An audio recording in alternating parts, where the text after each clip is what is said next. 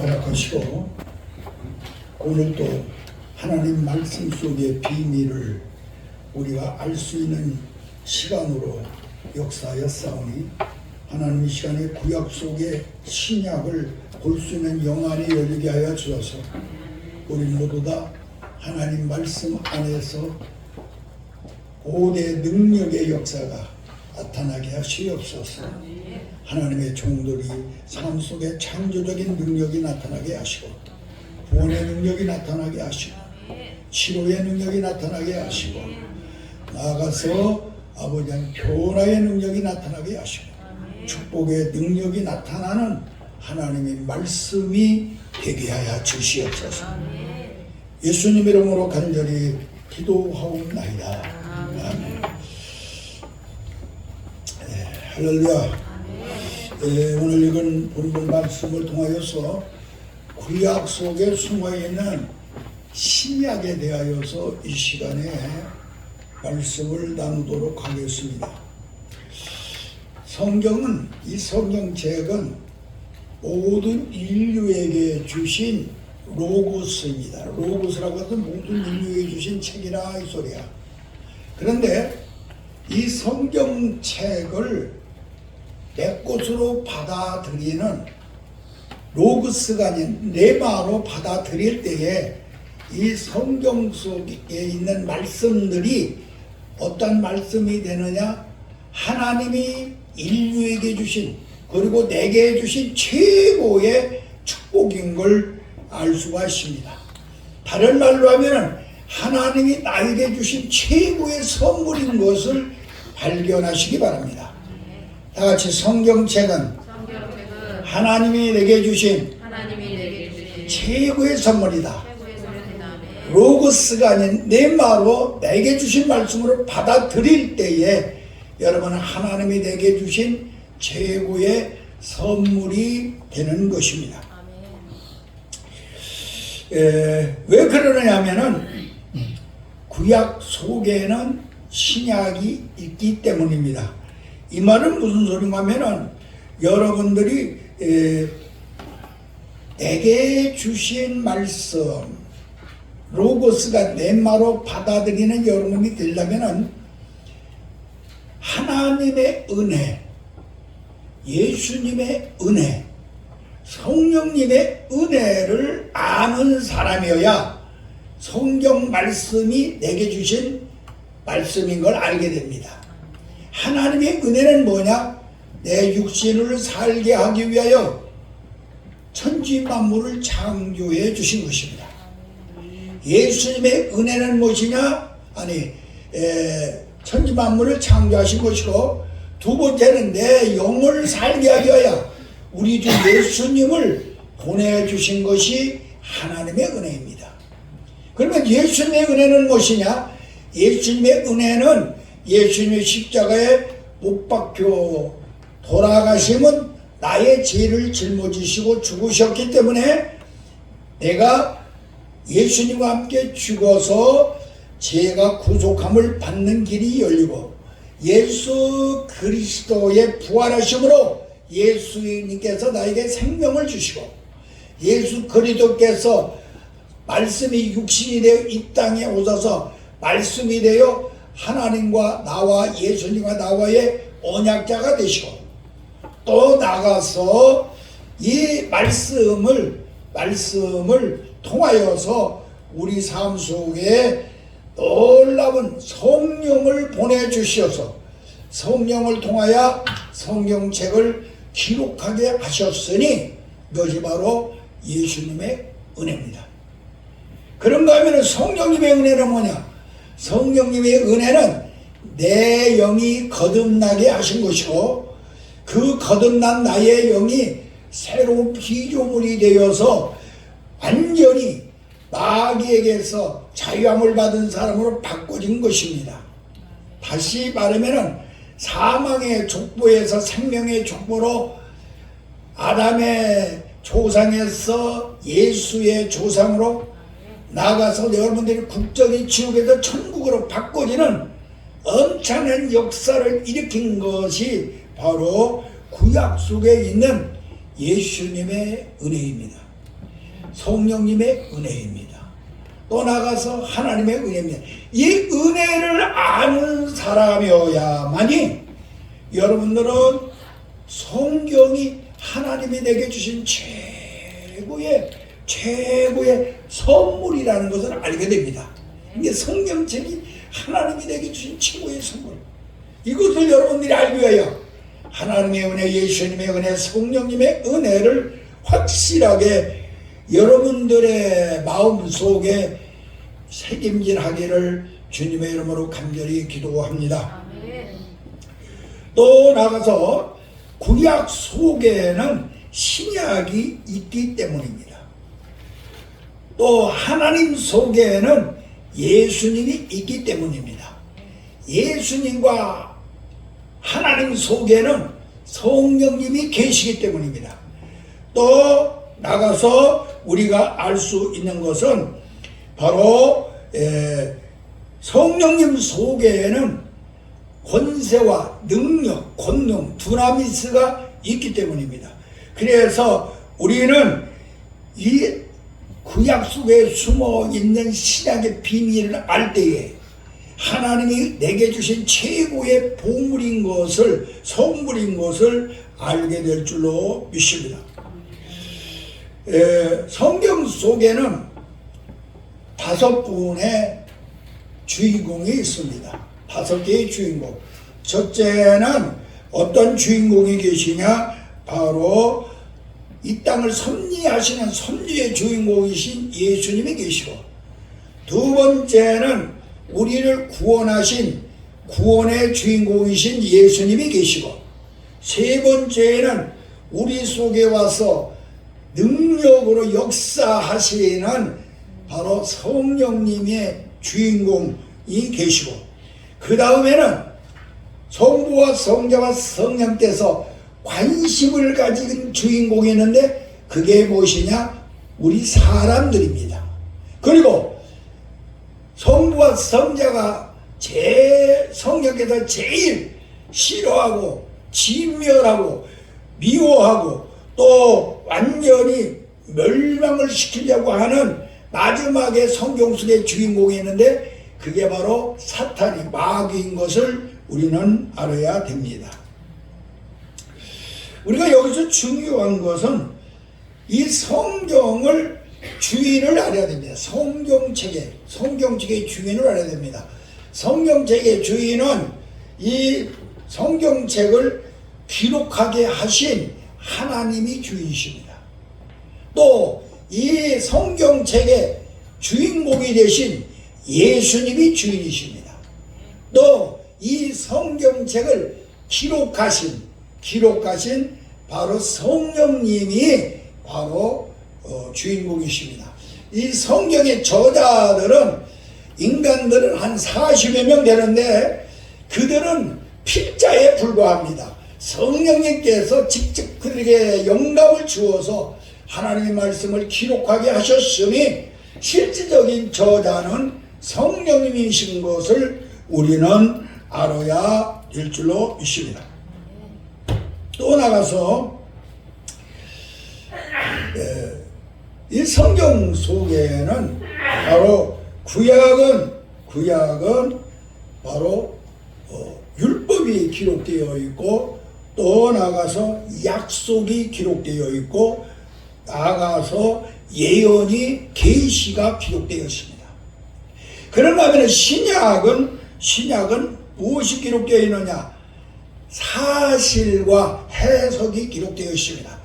성경 이 신약 속에는 사실이 있는데 그 사실은 뭐냐 하면은 마태, 마가, 누가, 요한복음이 사실인 것입니다. 그리고 마태, 누가, 마가, 요한복음 이 4가지를 설명해서 해석하는 것이 서강문의의 여러 가지의 성경 속에 있는 바로 말씀들입니다. 사복음이. 그리고 마지막으로 계시가 있는데 그 계시는 요한계시록, 앞으로 오실 예수님에 대하여 기록된 것이 바로 성경책인 것입니다. 우리는 이 성경책을 여러분들이 기억하면서 오늘은 이 구약 속에 숨어있는 신약을 발견함으로 여러분들이 신앙생활에 시야를 넓힐 수 있는, 그리고 구약 속에 예수님을 봄으로 말미암아 더욱 확신을 가질 수 있는 여러분들이 되시기를 예수님의 이름으로 간절히 기도합니다. 구약과 신약이라고는 절대로 분리할 수가 없습니다. 따로 떨어질 수가 없는 것입니다. 그래서 우리가 알아야 될 것은 왜 신약만 있으면 되지 구약이 왜 필요하냐, 그것을 알아야 됩니다. 자, 어린아이가 태어났습니다. 그 어린아이는 꼭 필요한 분이 있는데 어머니입니다. 어린아이를 키울 수 있는 어머니가 없으면은 이 어린아이는 성장할 수가 없습니다. 복음이라고 하는, 신약이라고 하는 것은 여러분들 하여금 어린아이로 태어나게 하는 걸 믿으시기 바랍니다. 그래서 어머니의 역할을 하는 이 구약의 율법이라고 하는 이것이 있음으로 말미암아 여러분들로 하여금 장성한 신앙이 되어서 바로 성령의 열매를 맞는, 다시 말하면 예수님이 이 땅에 오신 것은 율법을 폐하러 오신 것이 아니라 율법을 완성하기 위하여 오신 그 놀라운 증거를 여러분들이 삶 속에 드러내기 위하여 우리는 꼭 구약과 신약이 꼭 함께 있어야 되는 것을 잊어서는 아니 될 줄로 믿습니다.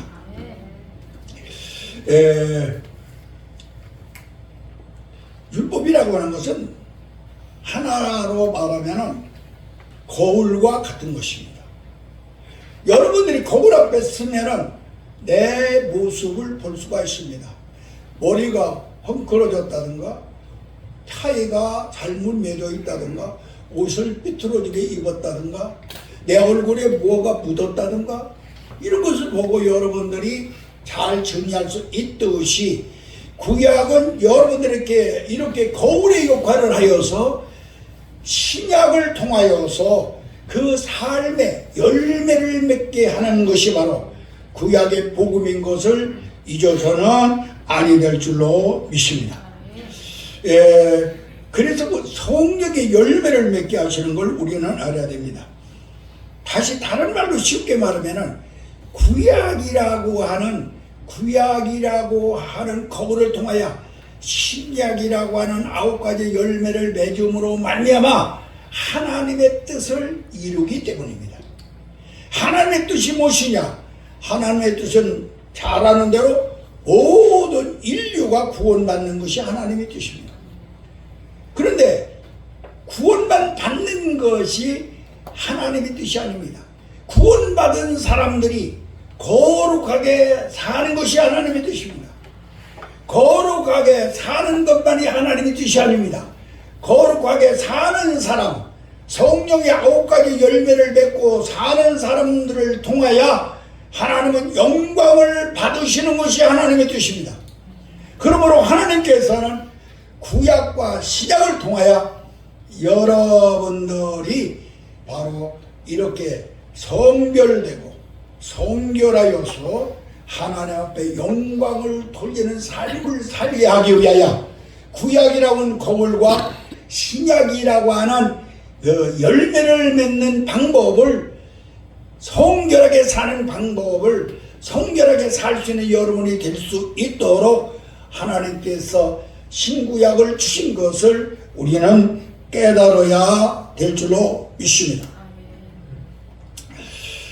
그래서 그러려면 여러분들은 하나님의 말씀을 잘 먹여야 되죠. 하나님의 말씀을 여러분들이 잘못 먹으면 모두 다 못 갈리고 배탈이 나서 죽어버립니다. 그래서 여러분들 하나님의 말씀을 잘 먹는 방법을 내가 수차에 걸쳐서 여러분들에게 말씀을 드렸습니다. 하나님의 말씀을 잘 먹는 방법을 4가지를 가르쳐 주었습니다. 하나님의 말씀 잘 먹는 방법 4가지 혹시라도 알고 있는 사람 손 들어봐요. 하나님의 말씀 잘 먹는 방법 알고 있는 사람 몰라요? 기도. 예? 기도를 해야 잘 먹는다. 그것도 사실이죠. 기도를 해야 잘 먹죠. 그러나 하나님의 말씀을 잘 먹으려면 첫째는 이 하나님의 말씀은 히브리 사람들이 기어 썼습니다. 히브리 사람, 이스라엘 사람이 썼다 이 말이야. 이스라엘 사람들이 사고로 먹어야 됩니다.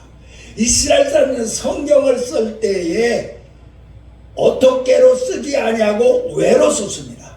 그러면 여러분은 성경을 볼 때에는 어떻게로 보지 말고 철학적인 사고로 보지 말고 왜라고 하는 종교적 복음의 사고로 성경책을 먹어야 성경을 소화할 수가 있습니다. 또 여러분들은 이 성경을 볼 때 성경은 모두가 짝이 있습니다. 구약이 있으니 신약이 있듯이 성경 속에는 남자가 있으면 여자가 있고 천국이 있으면 지옥이 있고 마귀가 있으면 성령이 계시고 이렇게 다 짝이 있어요. 그래서 짝을 찾아서 성경을 꼭 보시기를 바랍니다. 그 다음에 성경은 꼭 율법으로 먹이면 모두 못 갈려 죽으니까 율법이라고 하는 거울을 통하여서 복음이라고 하는 예수 그리스도의 은혜를 통하여 완성하여 성경을 복음으로 먹어서 소화시키는 여러분이 되시기를 바랍니다. 마지막에는 성경을 여러분들이 볼 때에는 꼭 어떻게 보게 되느냐, 성경의 주인하고 꼭 먹어야 돼요. 성경의 주인. 성경의 주인이 누구십니까? 하나님도 계시고 예수님도 계시지만은 지금 이 성경의 말씀 속에 진히 역사하시는 분이 성령이십니다. 성령님과 더불어 성경을 먹어야 소화를 시킬 수 있음을 기억하시기 바랍니다. 그래서 이렇게 하나님의 말씀을 잘 먹는 여러분들이 되어야 여러분들은 하나님이 원하시는 영광 받으시는 열매 맺는 하나님의 종들로 살게 될 줄로 믿습니다. 신학자들이나 또는 목사님들은 어떤 분들은 지금은 구약 시대가 아니고 신약 시대고 지금은 율법 시대가 아니고 복음의 시대이니까 구약은 필요 없다라고 말씀하시는 분도 있습니다. 어떤 신학자나 이들은 그럽니다. 신약 시대이니 구약은 필요 없다. 때로는 예수님이 오시니까 세례 요한이 그냥 어디로 없어지듯이 예수님이 왔으니까 구약이란 말은 없어도 된다. 이렇게 말씀하시는 분도 있습니다. 또 설교를 할 때는 꼭 신약으로만 해라. 구약이라고 하는 것은 그냥 하나의 예화로만 들어라. 이렇게 말씀하시는 분도 있습니다. 또 어떤 분은 구약은 모두가 짐승의 피로다가 하나님의 뜻을 이루었는데 이제 짐승의 피 시대가 지나가고 예수 그리스도의 피로다가 피로 되는 시대이니 구약은 필요 없다. 이렇게 말씀하시는 분도 있습니다. 그러나 구약 속에는 계시적 복음이 숨어 있으므로 구약은 어머니와 같은 것이므로 여러분들은 구약과 신약을 같이 먹을 수 있는 분량의 하나님의 사람들로 바꿔줘야만이 여러분들의 승리의 삶을 살 수 있음을 기억하시기 바랍니다. 다른 말로 하면은 구약 속에는 예수님이 안 들어있는 곳이 없습니다. 여러분은 구약 속에서 예수님을 볼 수 있는 눈이 확 열리시기를 바랍니다. 이거 열리지 안 됩니다. 엠마오로 내려가던 두 제자가 있습니다. 부활하신 예수님과 같이 동행을 하면서도 그들은 예수님을 알아보지 못합니다. 예수님께서 그들에게 하나의 사건들을 이야기하면 다 가르쳐 주십니다. 그래도 잘 모릅니다. 예수님과 같이 식사를 하러 가서 밥 먹으러 들어가서 예수님께서 축사를 하시는 동안에 하는 순간에 그들의 영안이 확 열려가지고 예수님을 보게 됩니다. 오늘 여러분들은 예수님을 보아야 될 줄로 믿습니다. 예수님을 보는 영안이 열리시기를 바랍니다. 우리가 성경에 볼 것 같으면요, 어디쯤입니까?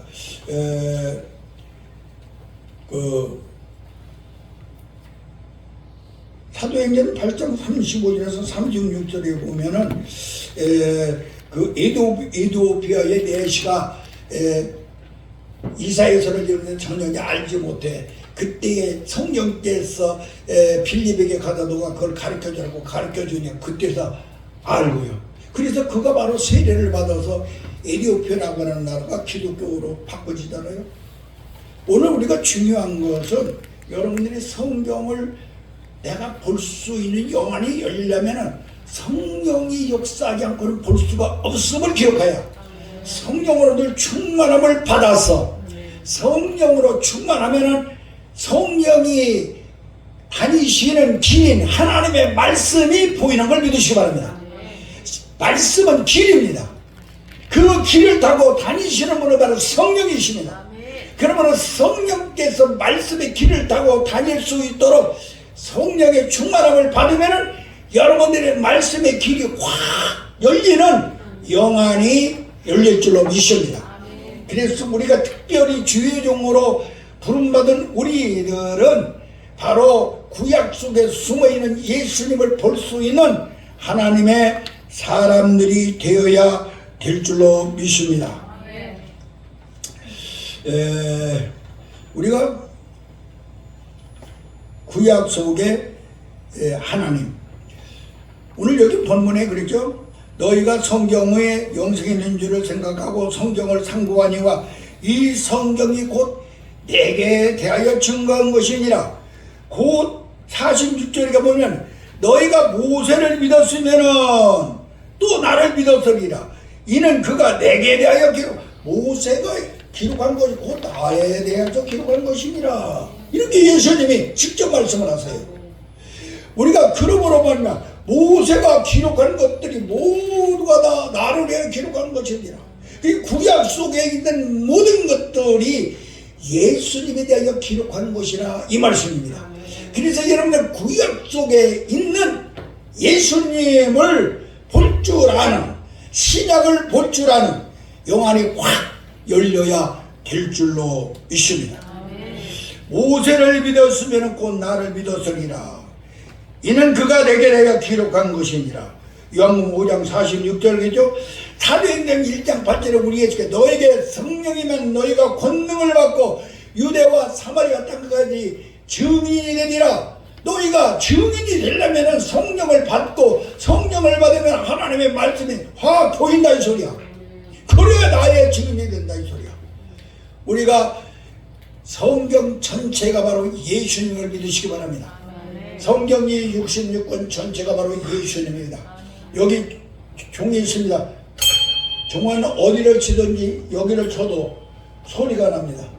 이와 같이 성경 66권을 어디를 떠들든지 간에 예수님을 볼 수 있는 영안이 열려야 될 줄로 믿습니다. 그럴 때 여러분들이 삶 속에 주의 종으로서의 길을 바로 갈 수가 있어요. 성경을 어디를 열든지 예수님을 보지 못하면은 우리는 결단코 종으로서 사명자로서의 길을 갈 수가 없어요. 소경이 소경을 인다면 둘 다 구덩이에 빠진다고 그랬어요. 여러분들이 소경이 되지 않고 영안이 열린 주의 종이 되어야 사랑하는 하나님이 내게 맡겨주는 양떼를 하나님이 원하는 목적지로 바로 인도할 수 있는 하나님의 종들이 될 줄로 믿습니다. 하나님의 말씀은 무한한 샘물입니다. 다 같이 하나님의 말씀은 샘물이다. 샘물은 아주 깊습니다. 이 샘물의 깊은 이 하나님의 말씀을 여러분들은 그냥 볼 수가 없잖아요. 옹달샘이 아니에요. 이스라엘의 샘물은 아주 더 깊었어요. 야곱의 샘 같은 것은 35m 된다고 그랬어요. 그 샘물의 물을 여러분들은 목마른 사람에게 떠줘야 될 그러한 사명자인 걸 믿으시기 바랍니다. 그러려면 여러분들이 어떻게 되느냐? 다 같이 내가 두레박이 되라. 두레박이 되어야 물을 떠서 목마른 사람에게 줄 수 있잖아요.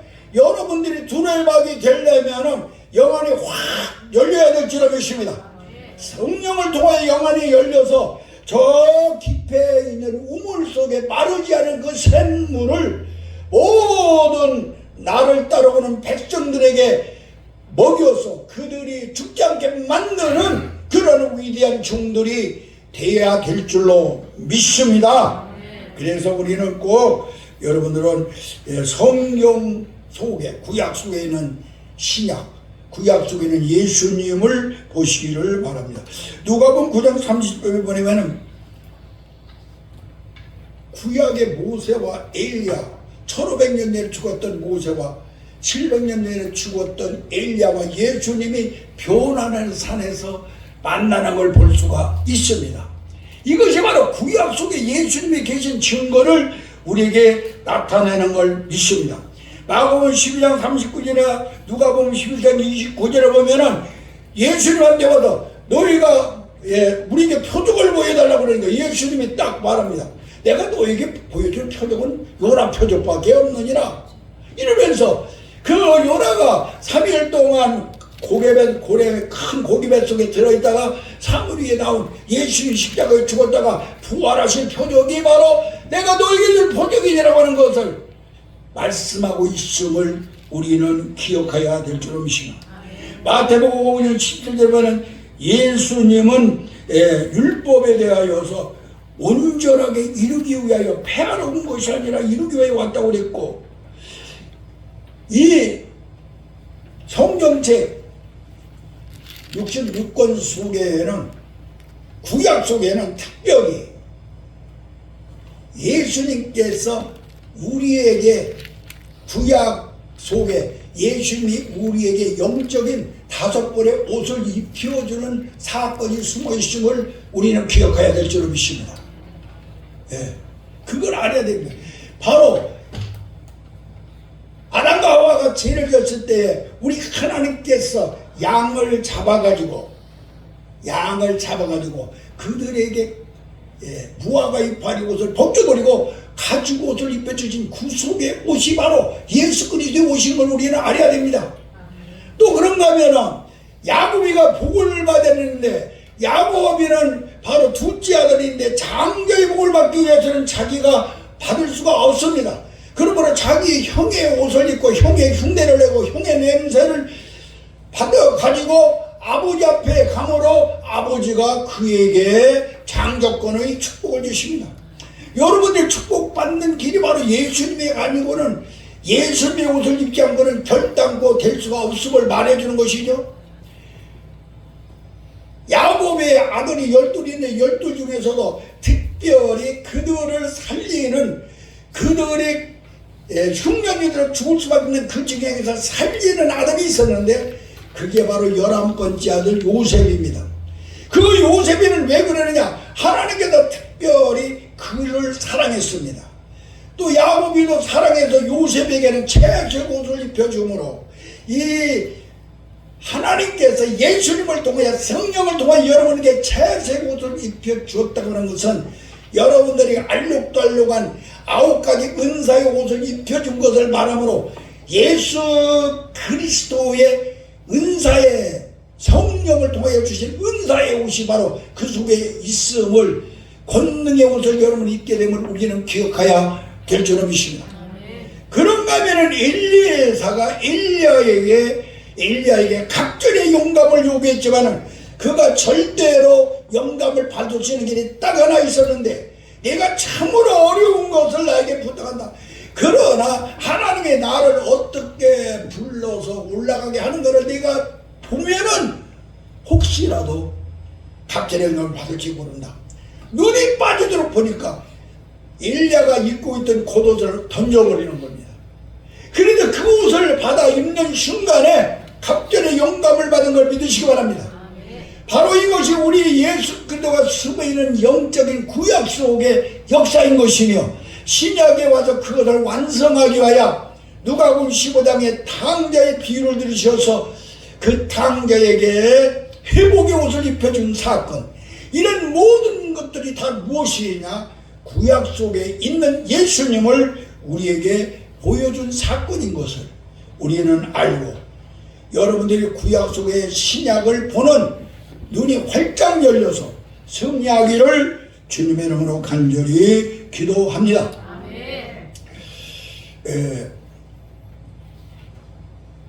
간단하게 말하겠습니다.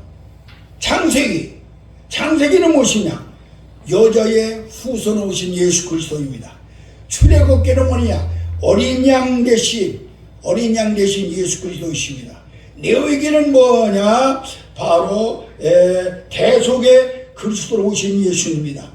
민수기는 무엇이냐? 반석 대신 예수 그리스도이십니다. 신명기는 뭐냐? 선지자 대신 예수 그리스도이십니다. 요수아는 뭐냐? 군대 장관이 되신 예수 그리스도이십니다. 사사기는 뭐냐? 구원자로 오신 예수 그리스도입니다. 눕기서는 뭐냐? 천국의 친적을 소명하신 예수 그리스도입니다.